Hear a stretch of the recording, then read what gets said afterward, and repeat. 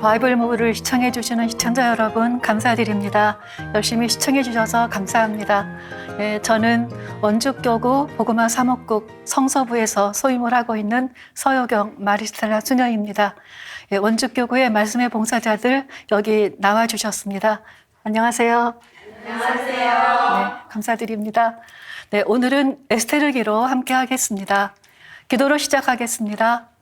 성부와 성자와 성령의 이름으로 아멘. 성경 안에서 친절히 만나주시는 아버지, 넘치는 성령의 주로 제 눈을 열어주시어 당신의 빛을 보게 하시고 제 귀를 열어주시어 당신의 말씀을 듣게 하시며 제 마음을 열어주시어 당신의 생명을 받아 함께 하소서.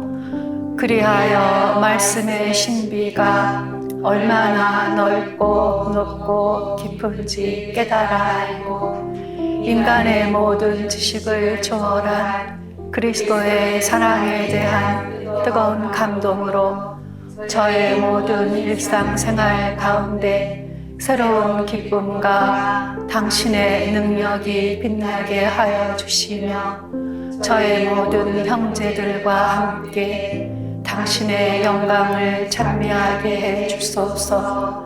우리 주 그리스도를 통하여 비나이다. 아멘. 성부와 성자와 성령의 이름으로 아멘. 네, 에스테르기 입문은 화면을 보시고 함께 공부하시고요. 줄거리는 성경 본문을 보고 공부하시겠습니다. 먼저 명칭입니다. 책 제목은 여주인공 이름을 따서 에스테르라고 했습니다. 히브리어 이름은 2장 7절에 나와 있는데요. 하다사입니다. 하다스, 상록, 관목에서 파생된 인명이라고 합니다. 바벨론의 사랑과 전쟁의 여신 이시타르에서 유래하는 이름으로 보기도 합니다. 히브리어 본과 그리스어 본이 있어요. 에스테르기는 히브리어 본문 제1경전과 그리스어 본문 제2경전으로 되어 있습니다. 에스테르기의 히브리어 마소라 본인데요. 제1경전 총 167절이고요. 그리스어 번역본은 히브리어 본문에 100여 개 절이 첨가되어 있습니다. 제1경전 에스테르기에 보다 더 종교적인 성격을 보충하려고 하는 그런 의도가 담겨 있습니다. 유다인들은 에스테르기의 히브리 말 본문만 자기네 경전으로 포함시켰고요. 가톨릭 교회는 에스테르기 전체 제1경전을 가톨릭의 경전으로 인정하고 있습니다. 본문의 구성을 보면은 히브리어 본문에 70인역 그리스어 본문이 첨가되었고 첨가된 그리스말 본문에는 부분에는 히브리말 성경 장절에 이어서 원문자 1절, 2절, 3절 이렇게 덧붙여지고 있습니다. 1장 1절에 원문자 1절, 네, 이렇게. 예로니모는 라틴말 번역본에서 히브리말 본문이 다 끝나고 그 뒤 이어서 70인역 그 그리스어 본문을 뒤에다가 수록을 했습니다. 히브리어 본과 70인역 본 좀 차이가 있어요. 히브리어 본에는 하나님이 한 번도 언급되지 않아요. 다만 역사 안에서 당신의 증인들을 통해서 활동하시는 것으로 나오고 있어요. 70인역은 이제 보충을 하려고 했다고 했죠. 그래서 처음과 끝에 모르드카이의 꿈과 꿈 해석을 집어넣었어요. 그리고 처음과 끝에 이 모든 것은 하느님께서 결정하시고 행하시는 일이라고 언급하고 있어요. 히브리어 본에는 율법이나 계약과 같은 구약의 주요 개념들은 나타나 있지 않아요. 단식에 관한 건 나와 있고요. 70인역 본에 종교적인 요소를 첨가해서 모르도카이의 기도와 에스테르의 기도가 굉장히 길게 나와 있습니다. 히브리어 본 유다 민족을 이끄시는 하느님의 섭리가 담겨져 있어요. 70인역 본은 그런 하느님의 섭리를 보다 더 명료하게 표현을 해주고 있습니다. 저작 시기는요, 책 속의 작중 시기는 페르시아 시대입니다. 페르시아의 시대가 되겠고, 저작 시기는요, 기원전 2세기 마렵이 되겠습니다.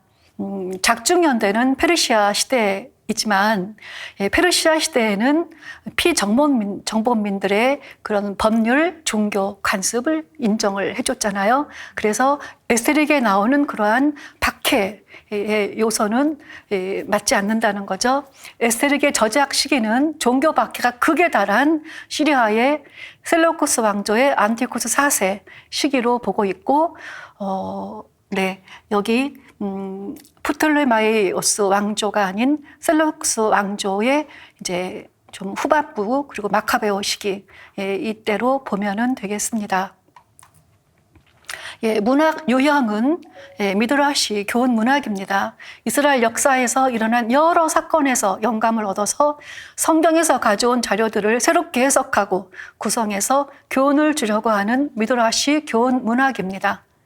랍비들의 미드라시는 그들의 생활과 직접 연관되며 하나님께 충실한 삶과 관련된 전승들을 재해석하고 또 현재화하고 하면서 당대 사람들에게 교훈을 주고 있습니다. 저술 목적입니다. 저술 목적 같이 읽으실까요? 헬레니즘 정책은 유다인들의 신앙과 율법, 종교적 관습과 갈등을 빚었고 셀레우코스 왕조의 안티오코스 4세 시대에는 대대적인 박해로 이어졌다.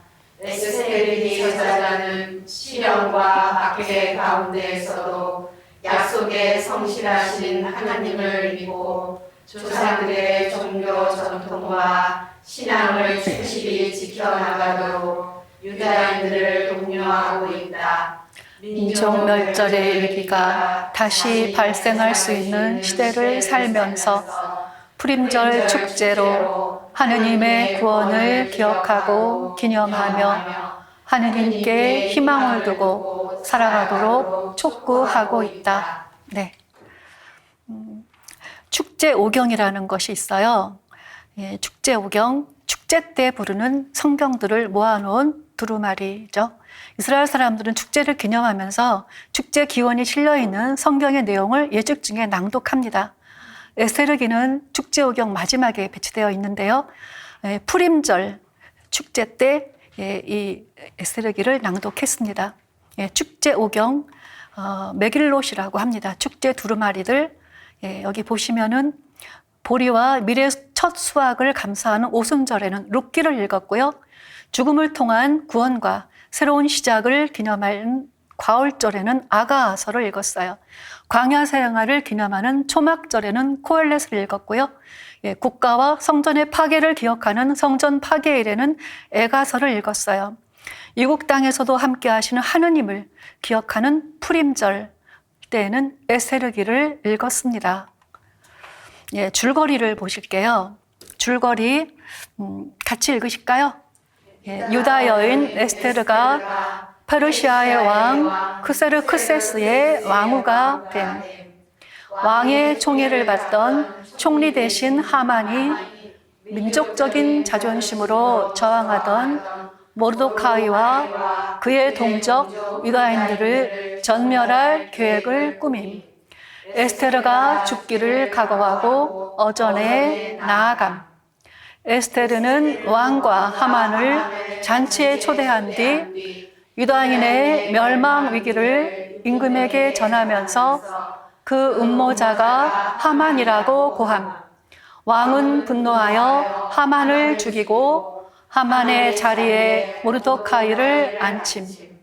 왕은 전국에 직서를 보내어 유다인들을 멸하려던 그날에 유다인들로 하여금 그들의 원수들을 물리치도록 함. 유다인들은 이 날을 기념하여 푸림절 축제를 지내. 네, 줄거리는 그렇습니다. 그럼 우리 성경 본문으로 들어가도록 하죠. 1장. 원문자 1, 2, 3, 4가 들어가는 것은 70인역 본입니다. 70인역 본에 모르도카이의 꿈을 넣었다고 했어요. 모르도카이의 꿈으로 시작을 하는데 그 꿈 속에서 용 2마리가 으르렁거리면서 전쟁을 준비합니다. 모든 민족들이 한 민족을 치려고 합니다.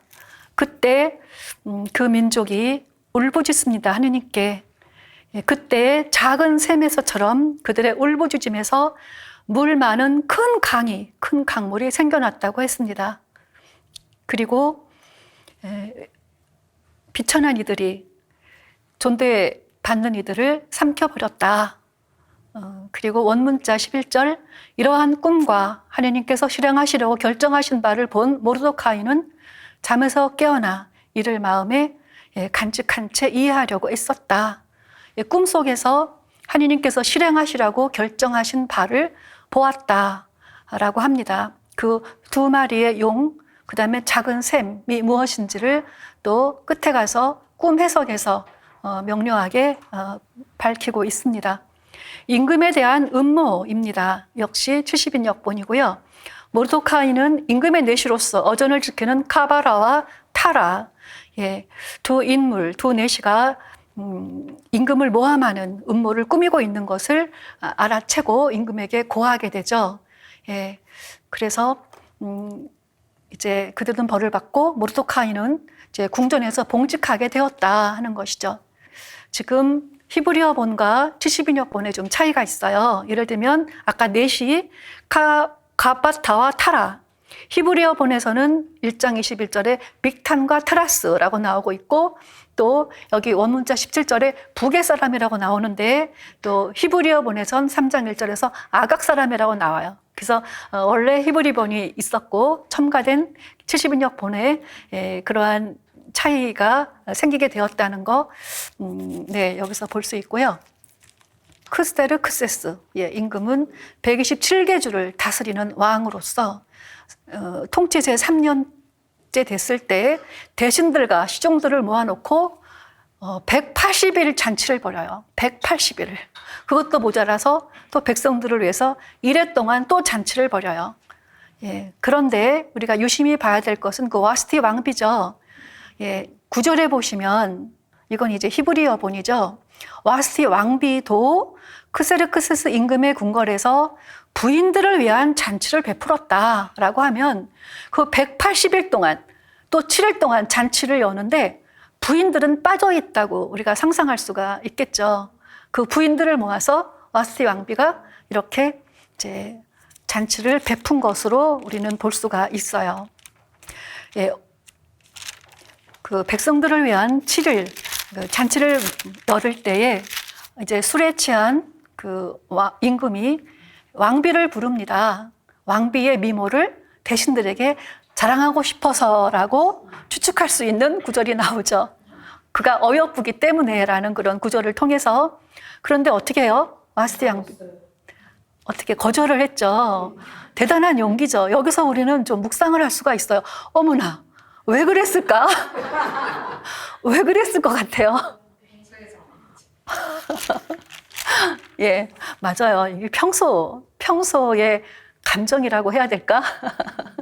그 시대 상황을 말해주는 여러 가지로 생각해 볼 수 있는 요인이 있는 것 같은데, 지금 앞에서 와스티 왕비는 지금 자기도 부인들을 초대해서 잔치를 지금 열고 있고 거기 주인공인 거예요. 그죠? 그런데 지금 왕이 부른단 말이죠. 특별한 이유 없이. 근데 문제는 그 다음이에요. 임금은 분노가 타올라서 13절 현인들을 모아놓고 문의하고, 대신들 이름이 다 나와요. 7대신, 페르시아와 메디아의 7대신 이름이 다 언급되고 있죠. 그들은 첫째가는 지위에 있는 사람들이었다. 그들을 모아서 이제 문의를 합니다. 어떻게 하면 좋을까? 그들이 뭐라고 하냐면요. 17절 좀 밑에 보시면 이 사실이 알려지면, 와스티 왕비가 크게 잘못했다. 이 사실이 다른 부녀자들에게 알려지면 다른 부녀자들도 제 남편을 흉내기게 될 것이다. 마치 남성을 향한 도전으로 이해를 하는 거죠. 그래서 19절에 페르시아와 메디아 법령에 기록하게 하시어 법을 이용해서 지금 폐위를 시켜라. 다른 여인을 왕비에 세워라. 앉혀라. 그래야만 20절에 모든 부녀자들이 위아래 할 것 없이 남편을 공경할 것입니다. 남성들이 모든 권력을 쥐고 자기들의 기득권을 지키기 위해서 지금 법을 이용해서 또 하나의 지금 성차별이라는 폭력을 행사하고 있다고 우리가 볼 수가 있어요. 그죠? 와스티 왕비는 이렇게 해서 이제 폐위가 되는데, 와스티 왕비에 대해서 지금 왕비는 한마디 말을 하지 않고 있지만, 그 침묵 속에 많은 것을 우리가 묵상해 볼 수 있습니다. 2장 가서 보시면 그렇게 해서 에스테르 왕비의 자리가 마련되고 있고, 이제 에스테르와 모르도카이 이야기가 나옵니다. 그는 부모가 일찍 세상을 떠나서 모르도카이의 양녀로 들어왔다는 이야기죠. 2장 6절에 모르도카이는 그 예루살렘에서 끌려온 사람으로서 바빌론 임금 네부카드네자르가 잡아온 유다 임금 여코냐와 함께 포로로 잡혀온 이들 가운데 하나였다. 그렇다면은 이 시기는 이제 바빌론 1차 유배, 여기 여코냐는요 여호야킨 왕이에요. 1차 유배 때 끌려간 왕이죠. 여코냐. 그렇다면 기원전 597년이 되겠죠. 그런데 아까 우리 70인역 1장 1절 원문자 1절에 크세르크세스 왕 때로 이야기하잖아요. 그때 꿈을 꾸었다. 그렇다면 시기가 많이 다르죠. 그때는 185년쯤 되는 것이고 끌려왔다고 하는 것은 지금 597년. 모르도카이가 이렇게 오래 살았을까요? 네, 그런 차이가 있다는 거 그냥 우리가 보고 가면 되고요. 에스테르는 이제 모르도카이의 양녀로 들어가게 되었고, 크세르크세스가 왕비를 이제 뽑는데 에스테르가 이제 그 후보로 이제 들어가서 교육을 받게 됩니다. 12달 교육을 받는데요. 12달 동안 교육을 받고 12절 한 사람씩 왕에게 나아가게 되는데 15절 이하에 그렇게 왕에게 나아갈 때는 원하는 것은 무엇이든지 청할 수 있었고 또 받을 수 있었대요. 근데 15절에 에스테르가 차례가 되었을 때 그때 정해진 것 말고는 아무것도 청하지 않았다. 그런데 17절 임금은 다른 어떤 여자보다도 에스테르를 사랑하게 되었다. 그래서 그를 왕비로 삼았다. 하느님의 개입을 말해주는 거예요.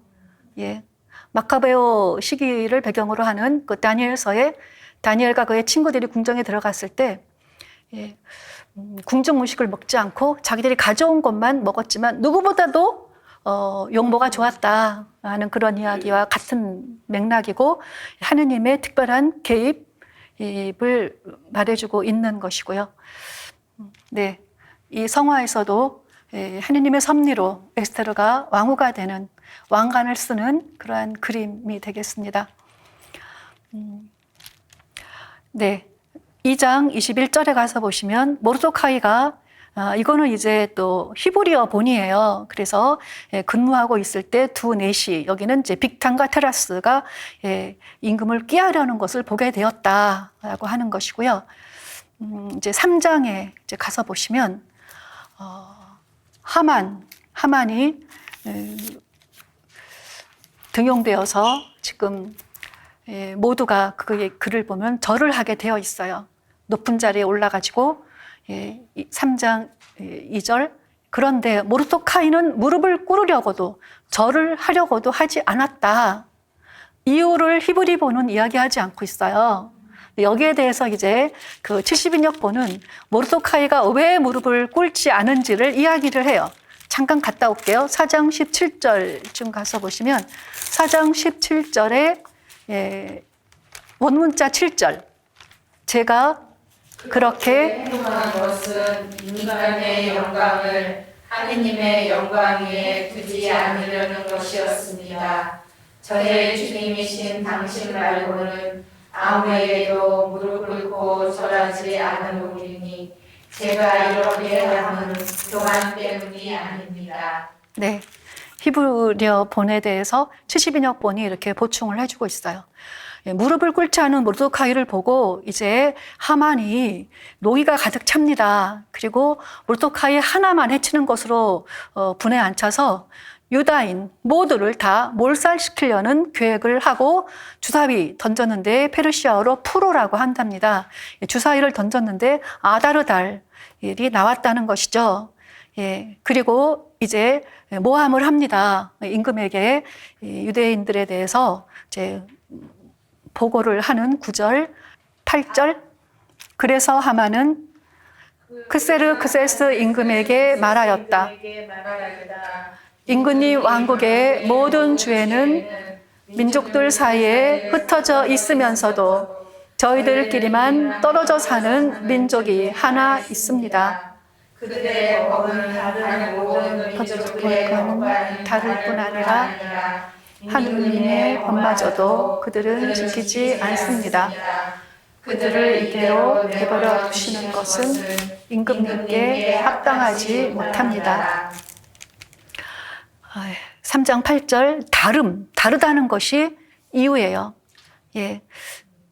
유대인들은 자기들이 다른 민족과 다르다고 하는 그 선민의식을 갖고 있었고 그 다름을 살기 위해 애썼고 계약과 율법이라고 하는 그래서 그 말씀의 순종을 통해서 사제들의 나라 거룩한 민족이 되리라는 그 말씀에 따라서 그들은 그 종교 전통을 지키려고 애를 썼고 그것을 이제 그 다름을 가지고 고발을 하고 있는 것입니다. 왕은 하만의 말을 들어줘서 이제 유대인들 멸절에 관한 그 서신이 그 문서가 이제 발송되게 됩니다. 3장 13절에 그래서 그 편지가 발송되는 이야기가 나오고 그리고 히브리 본문 14절 15절로 가시면 이어지는 내용이죠. 그죠? 그 중간에 이 서신의 사본이 70인역본이 들어와 있어요. 그 서신은 몽땅 원문자 히브리어 본이고 이제 그 히브리어 본은 13절에서 14절로 바로 이어지고 있는 것이죠. 14절과 15절 읽으실까요? 이 문서의 사본이 각 주의 법령으로 선포되고 모든 민족들에게 공포되어 그들의 안에 대비하게 하였다. 파발꾼들은 임금의 분부를 받고 급히 달려나갔다.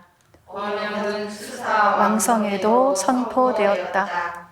임금과 하만은 술자리를 가졌지만 수사 성읍은 혼란에 빠졌다. 얼마나 정말 기가 막힌 그런 상황이 벌어진 겁니까? 어느 한순간에 갑자기 이렇게 유대인이라는 이름 때문에 몽땅 죽임을 당할 그 위기에 처해진 것이죠. 모르드카이가 에스테르에게 이 모든 사실을 알립니다. 그러면서 에스테르의 개입을 지금 바라고 있죠. 그래서 8절에 가서 보시면은 하만이 우리에게 죽음을 선고하였으니 하느님께 간청하고 임금님께 우리 사정을 말씀드려서 우리를 죽음에서 구하시오라고 말합니다. 임금에게 가서 이 사정을 말씀드려라 하는 것이 엄청난 도전인 거죠. 에스테르에게는. 왜냐하면 거기 11절 나와 있어요. 임금이 부르지 않았는데 임금 앞에 나아갈 때는 왕비도 예외가 없이 모두 다 사형이다. 임금이 황금 왕호를 내밀어 주어야만 살 수 있다. 그것이 법에 있대네요.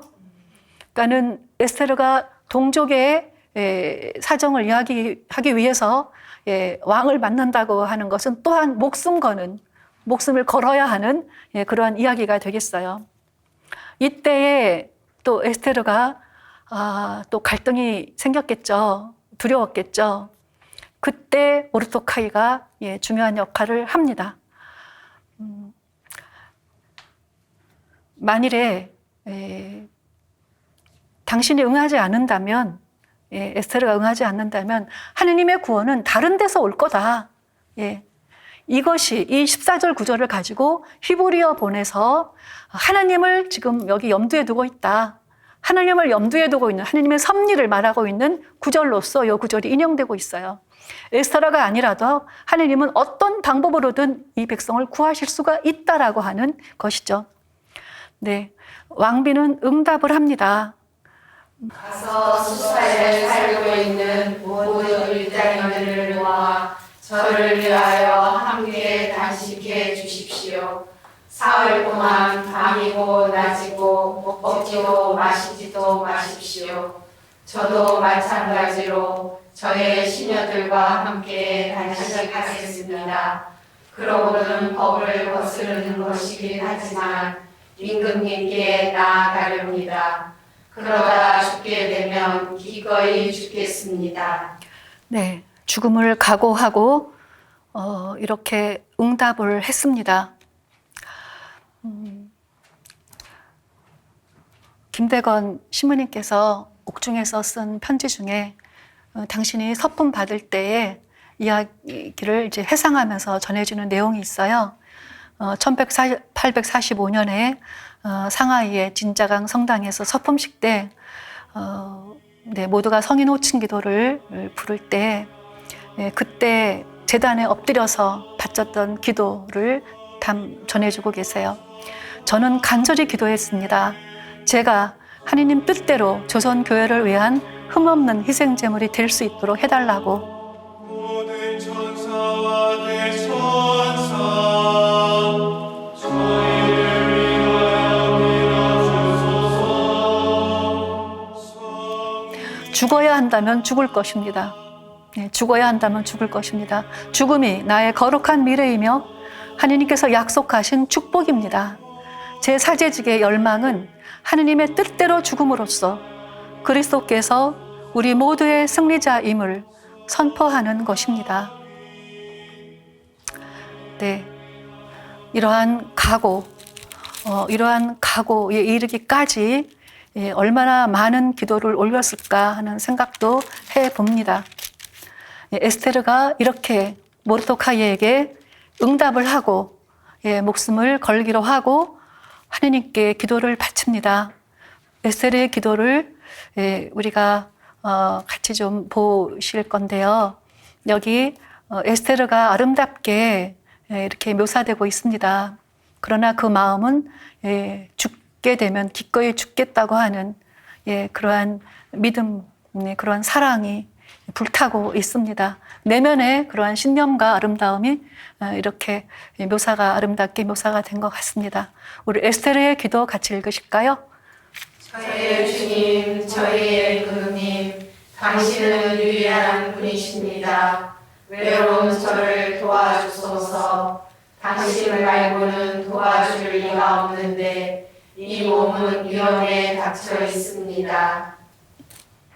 만물의 원동을 떨치시는 하느님, 절망에 빠진 이들의 소리를 귀여겨 들으시어 악인들의 손에서 저희를 구하소서. 또한 이 두려움에서 저를 구하소서. 네. 이어지는 4장 17절 그 원문자 29, 30절에 가서 보시면 당신의 여종은 여기에 옮겨가 나서부터 지금까지 당신이 아니고서는 기뻐한 적이 없다고 말합니다. 오직 하느님과 하느님의 백성만을 위해서 우리의 구원을 위해서 오롯한 마음 기도했던 살아왔던 에스테르의 모습이 느껴집니다. 이제 에스테르가 임금 앞에 나아갑니다. 5장에 가서 보시면 여기서도 히브리어 본과 또 70인역 본의 차이가 있는데 5장 1절 2절에 보시면은 왕이 굉장히 부드러운 모습으로 왕비를 맞아줍니다. 왕비가 뜰에 서 있는 것을 보고 2절에 임금이 보고 그를 귀엽게 여겼다. 그래서 임금이 자기 손으로 든 왕호를 그에게 내밀자 에스테르는 가서 왕홀 끝에 손을 대었다.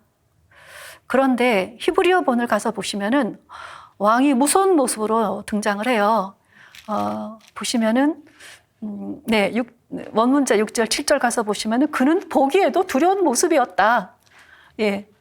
왕이 얼굴을 들고 지극히 노여운 눈으로 쳐다보자 왕비는 실신했어요. 얼마나 무서우면. 그리고 창백한 얼굴로 시녀의 머리에 몸을 기댔어요. 그런데 여기 또 하느님의 개입으로 반전이 이루어집니다. 예, 원문자 8절 하느님께서 주어예요. 예, 임금의 영을 부드럽게 바꾸어 놓으시자 임금은 깜짝 놀라 왕자에서 벌떡 일어나 왕비가 정신을 차릴 때까지 그를 달에 안았다. 그리고 이제 무슨 일이냐고 왕국의 반이라도 주겠다고 하면서 왕비의 청을 묻습니다. 그때 하만과 함께 연애에 와달라고 하는 청을 드리죠. 7장 가서 보시면 7장 1절에 임금과 하만이 에스테르 왕비의 연애에 함께 갑니다. 여기 화면 잠시 묵상하시고요. 렘브란트 작입니다. 에스테르의 연애. 이렇게 이제 연애에 함께 참석을 하기를 2번 하죠. 그죠? 7장에 가서 보시면은 또다시 물어요. 원하는 것이 무엇이냐고. 그때의 이제 진실을 이야기를 합니다. 7장 4절에 제 민족은 파멸되고 죽음을 당하고 절멸되도록 이미 팔려나간 몸들입니다. 하만이 얼마나 기겁했을까요? 이제 왕이 나갔을 때 하만은 7절에 에스테르 왕비에게 목숨을 살려달라고 애원하려고 이렇게 그 자리에 서 있어요. 가서 이제 사정을 하는 거죠. 사정을 이제 하다가 실신을 했는지 그 모습을 또 왕이 보고 이제 엄벌에 처합니다. 그리고 7장 10절에 하만이 모르도카이를 노려서 세운 바로 그 말뚝에 그를 매달았다. 그제야 임금의 분노가 가라앉았다. 잠언 구절이 생각이 나요. 26장 27절 구렁을 파는 자는 제가 그곳에 빠지고 돌을 굴리는 자는 제가 그것에 치인다. 결국에 모르도카이를 매달으려고 세운 말뚝에 자기가 매달렸습니다. 8장 가서 보시면 이제 임금은 왕비에게 유다인들의 적 하만의 집을 하사합니다. 열왕기 상권 21장에 보면 처형된 자의 집은 그 집만이 아니라 모든 재산을 임금의 것으로 이렇게 귀속시킨다는 규정이 있는데 그대로 이제 에스레 왕비의 것이 됩니다. 그리고 이제 복권령이 내려지는 거죠. 다시 임금의 이름으로 문서가 작성이 되고 그 문서가 또 모든 백성들에게 전달됩니다. 역시 이 복권령의 내용이 담기는 이 사본도 히브리어 본에는 없고 70인역 본에서 첨가한 것이죠. 원문자 8장 12절의 원문자 1절부터 해서 꽤 길죠. 24절까지 임금의 서신이 들어와 있어요. 그리고 모르도카이는 이제 금관을 쓰게 되고 영예를 누리게 되고 이 날을 경축의 날로 지내고 9장 가서 보시면 유다인들이 승리를 하고 복수를 합니다. 이 복수하는 부분 때문에 과연 이것이 성경으로 적합한가라는 그런 이제 논의가 있어 왔던 거죠. 그러나 그 시대 상황 안에서 우리가 이 에스테르와 하만과 이 유다인들이 약자였다는 거, 정말 모두가 멸절될 그런 위기 상황이었다는 거를 좀 생각을 해보면 좋을 것 같고, 이 구약이 끝이 아니라는 거, 이 스토리가 끝이 아니라는 거, 우리는 그리스도 안에서 최종적인 답을 발견할 수가 있습니다. 여기 화면을 보시면 10 아들이 나무에 매달려 있는 모습 나와 있죠. 9장 14절 같이 읽을까요? 수사의 영혼이 공포되고 하만의 10 아들은 나무에 매달렸다. 네. 푸림절, 이 날을 기념하는 축제가 바로 푸림절이에요. 푸림절 같이 읽으실게요. 그들이 해마다 아다른 날, 10 남은 날과 15 날을 주일로 지내도록 확정하였다. 이날은 유다인들이 원수들에게서 평안을 되찾는 날이고 이달의 근심이 기쁨으로 애도가 경축의 날로 바뀌었으니 이날을 잔치와 기쁨의 날로 지내면서 서로 음식을 나누고 가난한 이들에게 선물을 하라고 지시하였다. 이를 지낸다는 것은 하느님의 구원 업적을 기념하는 것이다. 한 번 원수의 손에서 벗어난 것에 그치지 않고 해마다 되풀이하여 그 일을 기억함으로써 하느님께서 이스라엘을 구원하시는 분이심을 되새기고 체험하는 것입니다. 하느님의 구원을 기억하는 것은 우리의 미래의 시간을 구원의 미래로 열어가는 그런 기능이 있어요. 하느님의 구원의 은총을 망각하는 것은 구원 역사의 단절을 의미합니다. 이렇게 축제를 제정함으로써 하느님의 구원을 길이길이 기억하고 또 재현하는 하고자 하는 그러한 목적으로 축제를 지냅니다. 푸림절 축제 때 어떻게 지내는지 보실게요. 푸림은 주사위를 뜻하는 페르시아어 푸로에서 유래되었어요. 이스라엘 12월 아다르월 14일과 15일에 지내고요. 모든 유다인들은 회당에 나가서 에스테르 길을 읽는다고 합니다. 이 에스테르 길을 읽는 것이 아주 중요한 그런 의식이라고 합니다. 읽기 전에는 각자 감사할 것 3가지를 찾아서 감사 기도를 드리고 가난한 사람들을 위해서 기부금을 낸다고 합니다. 축제 전날에는 왕후의 단식을 기억하면서 또 단식을 한다고 합니다. 그리고 분장 놀이를 하고 주사위 놀이를 하고 그리고 성경을 읽을 때 하만 이름이 나오면은 하만에 대해서 야유하는 그런 의미에서 아이들을 시켜서 막 발을 동동동동 구르게 한대요. 하만 소리가 안 들리게.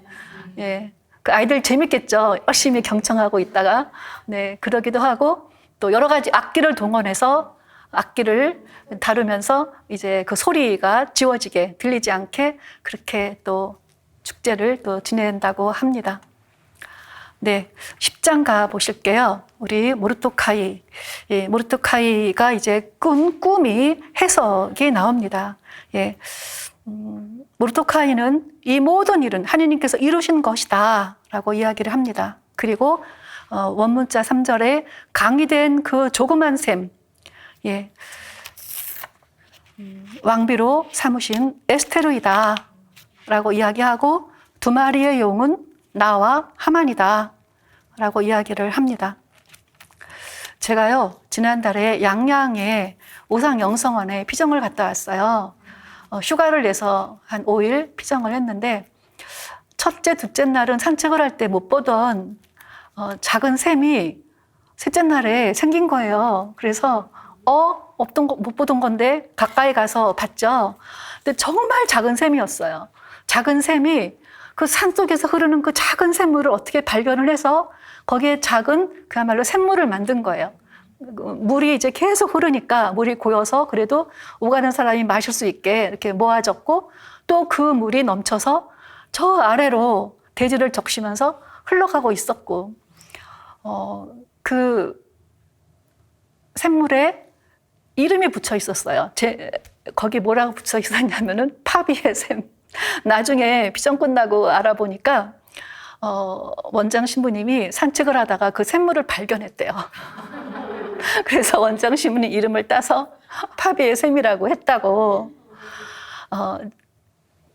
피정 중이었기도 했고 이제 그 샘을 묵상을 하면서 우리 마음 안에, 우리 영혼 안에는 참 많은 그런 은총의 샘이 있다. 하느님께서 주신 그러한 은총과 사랑과 생명과 카리스마와 또 하느님께서 끊임없이 부어주시는 그런 사랑의 영으로 우리 안에 끊임없이 그런 아주 사랑의 샘물이 있는데 중요한 것은 저렇게 밖으로 나와야 되겠구나. 아무리 작은 샘 그런 물이라 하더라도 이게 밖으로 나와서 흘러가야 되는구나. 그래서 그렇게 함으로써 이름을 붙이게 되는구나. 많은 사람들과 함께 나누고 공유하면서 그 이름이, 샘물의 이름이 세워지는 것. 그래서 참 우리가 하나님께 받은 모든 것을 세상과 나눌 수 있는 그런 우리가 샘터가 되는 거, 예, 참 중요하다는 생각을 했어요. 에스테르가 작은 셈이지만 그의 기도가 큰 강물이 되어서 그 민족의 구원을 이루어주는 그런 내용도 묵상해 볼 수 있겠고요. 그리고 우리가 기억하는 그 아우슈비츠 수용소에서 죽어간 깔멜 에디트 수녀님, 유대인이라는 이유 때문에 카톨릭 개종을 했잖아요. 유대인이라는 이유 때문에 이제 비밀 경찰에 의해서 이제 붙잡혀가서 결국 그 안에서 죽음을 맞게 되는데, 그 죽기 전에 아녀자들, 그 어린아이들을 그렇게 사랑으로 잘 돌보아 줬다고 합니다. 그가 마지막에 원장 수녀님한테 편지를 쓰면서 이렇게 말하고 있습니다. 나는 보잘것없는 아주 작은 약한 어린 에스텔이지만 나를 뽑으신 임금님은 훨씬 더 훌륭하고 끝없이 자비로운 분이십니다. 네, 정말 자신 안에 너무나 연약하고 그런 약함을 체험하면서 하느님의 그 크심을, 그 크신 사랑과 자비를 체험했겠죠. 그렇게 자신을 에스텔이라고 표현한 거 보면은 그가 겪었던 그 많은 그런 시련을 민족의 구원을 위해서, 세상의 구원을 위해서 봉헌하지 않았을까 생각을 하게 됩니다. 네, 무엇보다도 우리를 악에서 건져주시는 하느님, 여기 원문자 6절에도 주님께서는 당신 백성을 구원하시고 우리를 이 모든 악에서 건져주셨다. 하느님께서는 다른 민족들 사이에서 일어난 적이 없는 커다란 표징과 기적들을 일으키셨다. 3절 원문자 11절, 프톨레마이오스와 클레오파트라 통치 제4년이면 기원전 114년으로 봅니다. 그리고 그때에 프톨레마이오스가 푸림 축일에 관한 위의 서신을 가져왔다. 그래서 이미 이 축일을 지내고 있었구나라는 것을 알 수 있다는 것이고요. 에스테르기는 약자의 입장에서 기록된 역사입니다. 말살의 위기에서 구해주신 하느님께 신앙을 고백하고 그리고 악과 투쟁하고 선의 승리, 구원을 위해서 노력했던, 그런데 에스테르기에서 우리가 본 이렇게 몰살하고 또 복수하는 이것이 최종적인 답은 아니라는 것을 우리는 알고 있습니다. 하만이 모의한 유대인의 말살도 아니고 또 모르도카이가 조직했던 그러한 복수전도 끝은 아닙니다. 폭력은 계속 폭력을 불러들입니다. 예수 그리스도만이 우리의 참 평화이십니다. 예수님의 십자가 아래서 우리는 진정한 화해와 용서와 평화를 이룰 수가 있습니다. 그리고 우리가 이렇게 푸림절로 계속해서 하느님의 구원을 한다는 거, 우리 미사성자 안에서 예수님의 십자가 죽음과 부활을 끊임없이 기억하고 기념하고 또 그 구원을 재현합니다. 이 구약의 모든 구원의 역사가 그리스도 십자가 사건 안에서 수렴되고 완성되고 우리는 신약의 백성으로서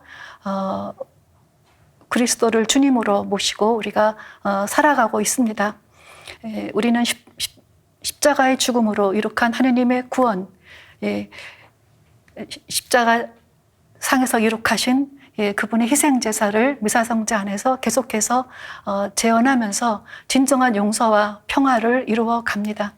제가 그 수련자 때인데 좀 거스리는 수녀님이 한 분이 있었어요. 그래서 너무 고민을 많이 했어요.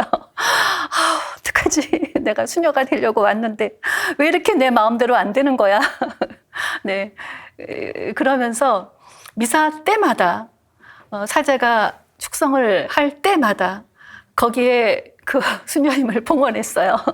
봉헌하면서 하느님, 제가 정말 사람을 사랑할 수 있게, 받아들일 수 있게 좀 도와달라고 기도를 했어요. 그런데 성령 강림 대축일을 지내고 났는데 제가 바뀌어 버렸어요.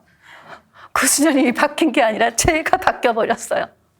제 눈이 바뀌어 버렸어요.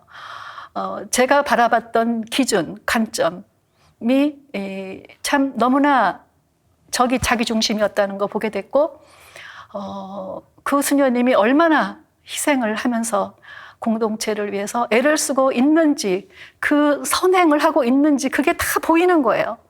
보이지 않았던 제 마음의 벽 때문에 그게 보이면서 어머나 세상에 제가 완전히 달라지는 거예요. 사랑의 마음, 존경의 마음으로. 네, 하느님께서 그렇게 해서 좋은 영적 친구가 되었어요. 해주셔서. 미사의 은총이에요. 네.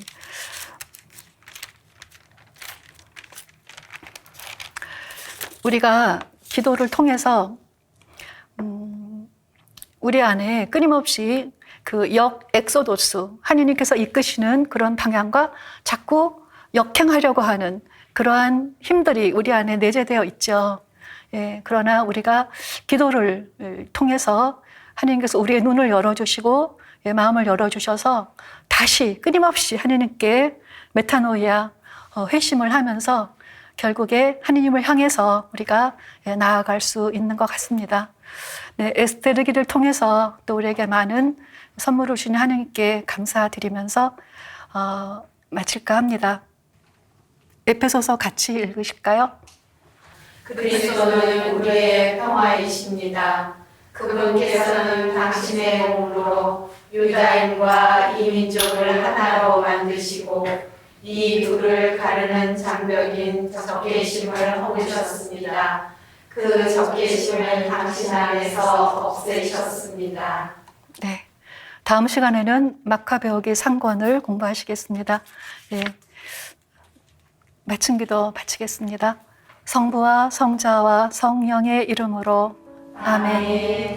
언제나 저희의 기도를 들으시는 아버지 하느님, 이집트 파라오 궁에서 왕자의 삶을 뒤로하고 동족의 운명을 함께한 모세처럼 페르시아 궁에서 왕후의 안위보다 동족의 구원을 위해 목숨을 걸고 나선 에스테르처럼 저희도 다른 이들의 어려운 처지를 돕는 사람이 되게 하소서. 코로나 이후 힘겹게 살아가는 저희 주변의 형제 자매들을 더 큰 사랑으로 돌보게 하시고 전쟁의 종식과 세상의 평화를 위해 더욱 열심히 기도하게 하소서. 그리하여 저희 모두 세상 역사를 주관하시는 하느님의 놀라운 권능을 바라보며 찬미의 노래를 부르게 하소서. 우리 주 예수 그리스도를 통하여 비나이다. 아멘. 영원한 도움의 성모님, 저희를 위하여 빌어주소서. 성요셉, 저희를 위하여 빌어주소서. 한국의 모든 순교자, 저희를 위하여 빌어주소서. 성부와 성자와 성령의 이름으로 아멘. 감사합니다.